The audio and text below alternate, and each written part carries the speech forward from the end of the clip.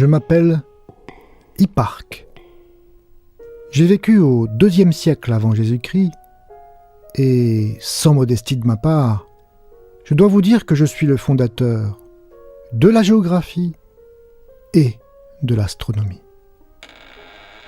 J'ai écrit au moins 14 livres, mais malheureusement, presque tous ont disparu. On me doit le premier catalogue d'étoiles, la création de la trigonométrie, l'invention de l'astrolabe.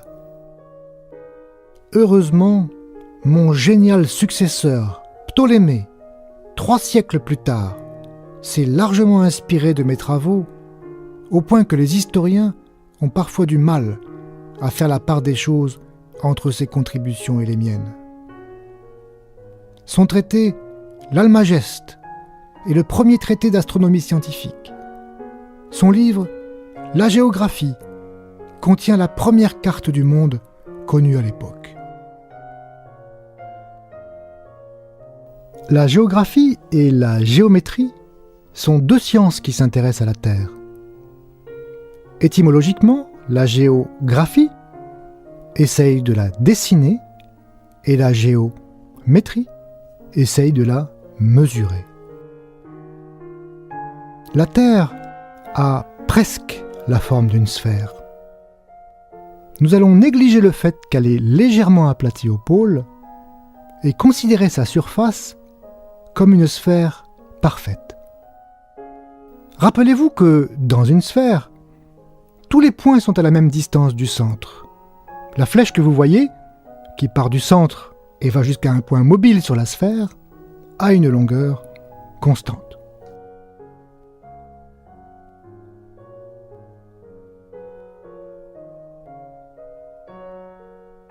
Choisissons un axe pour la sphère.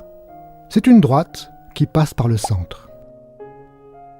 Si l'on coupe la sphère par un plan qui contient cet axe, la découpe se fait sur un grand cercle, qui, lui-même, décompose la sphère en 2 hémisphères.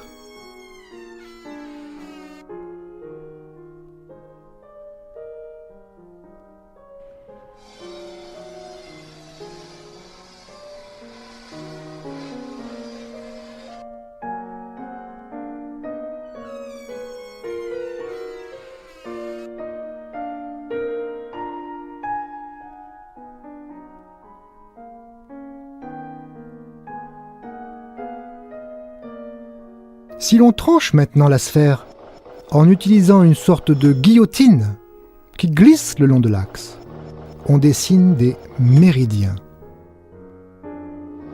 Ce sont des demi-cercles dont les extrémités sont situées au pôle nord et au pôle sud.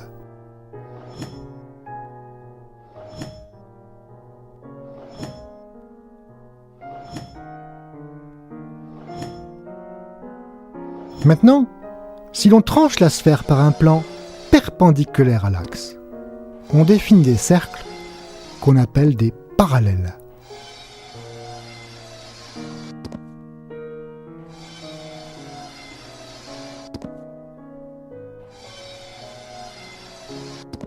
Ainsi, la sphère est recouverte par 2 réseaux de courbes, les méridiens et les parallèles. L'un des parallèles est bien connu, c'est l'équateur, à mi-chemin entre les 2 pôles. L'un des méridiens a été choisi comme origine. Pour des raisons historiques, il passe par l'observatoire de Greenwich, en Angleterre.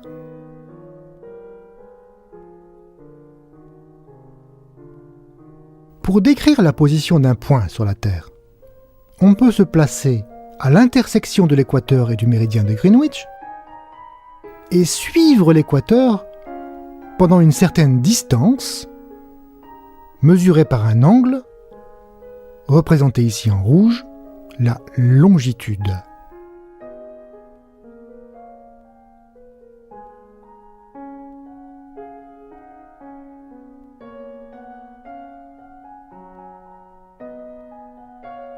Et ensuite, remonter le long d'un méridien sur un autre angle, représenté en vert, la latitude.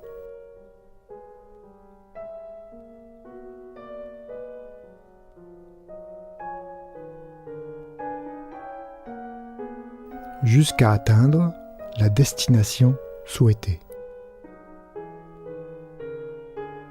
Chaque lieu sur la Terre est donc parfaitement déterminé par la donnée de deux nombres, sa longitude et sa latitude. Puisqu'il faut deux nombres pour décrire un lieu sur la Terre, on dit que la sphère est de dimension 2. Et les mathématiciens l'appellent souvent S2.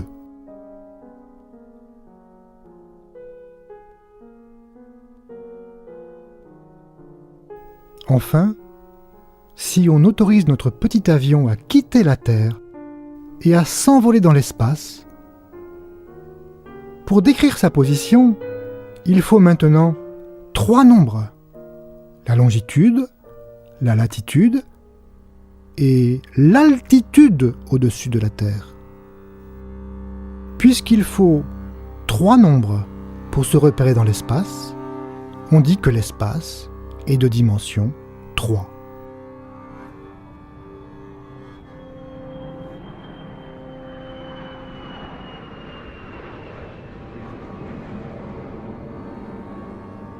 Sur les portraits accrochés au mur, c'est Ptolémée que vous voyez, le père de la cartographie.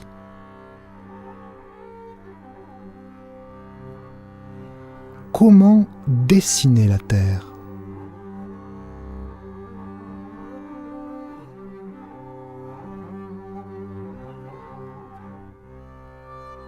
Une méthode est de la projeter sur un plan. Choisissons une ville sur la Terre, par exemple Dakar. On peut tracer la droite qui passe par le pôle Nord et par cette ville. Cette droite va couper le plan de la table en un autre point qu'on appelle sa projection. Ainsi, chaque lieu sur la Terre peut être projeté sur le plan de la table. Plus notre ville est proche du pôle Nord, plus elle se retrouve envoyée loin dans le plan. Elle peut même sortir de la table. C'est pour cela que l'on dit que le pôle Nord n'a pas de projection, ou plutôt que sa projection est à l'infini. Toute la Terre, à l'exception du pôle Nord, peut donc être représentée sur le plan de la table. Cette carte du monde s'appelle la projection stéréographique.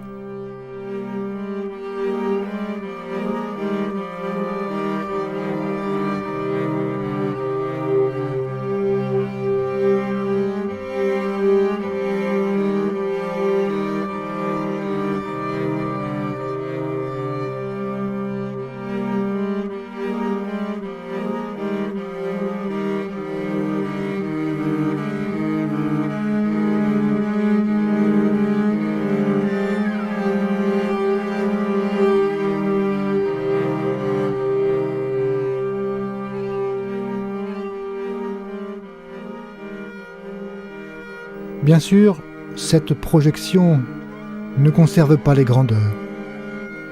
L'Amérique du Sud, par exemple, paraît bien minuscule par rapport à l'Amérique du Nord.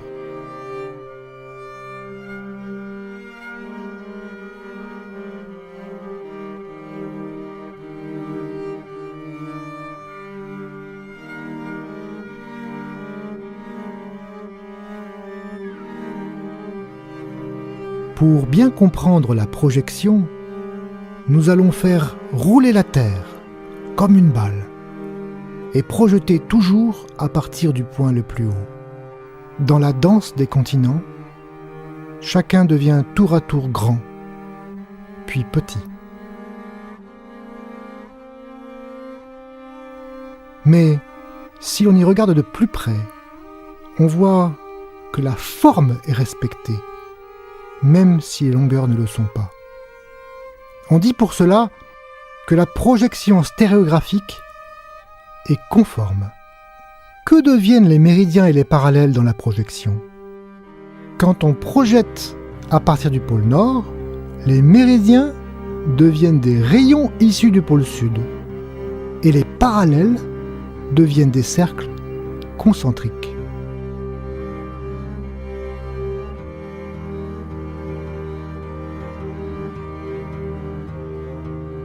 Et si la Terre tourne, vous voyez que les méridiens comme les parallèles se projettent encore sur des cercles ou des droites.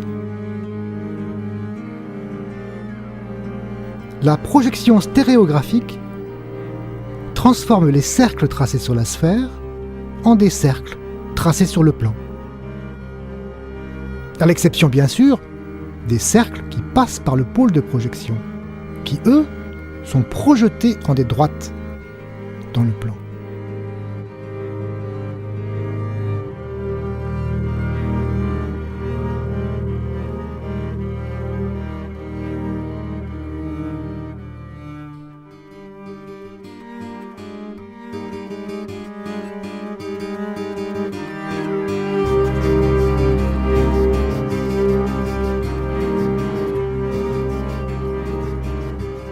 Nous allons observer le même mouvement vu par en dessous.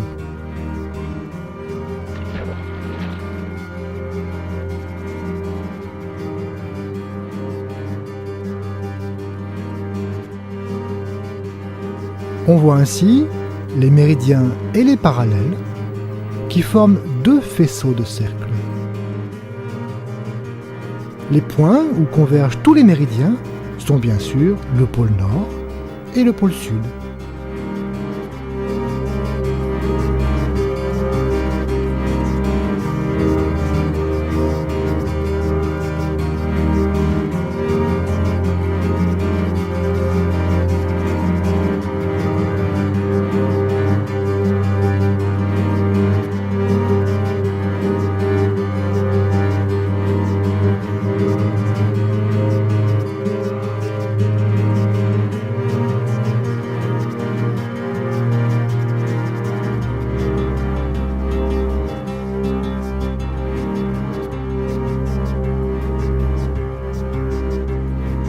Vous l'avez reconnu ?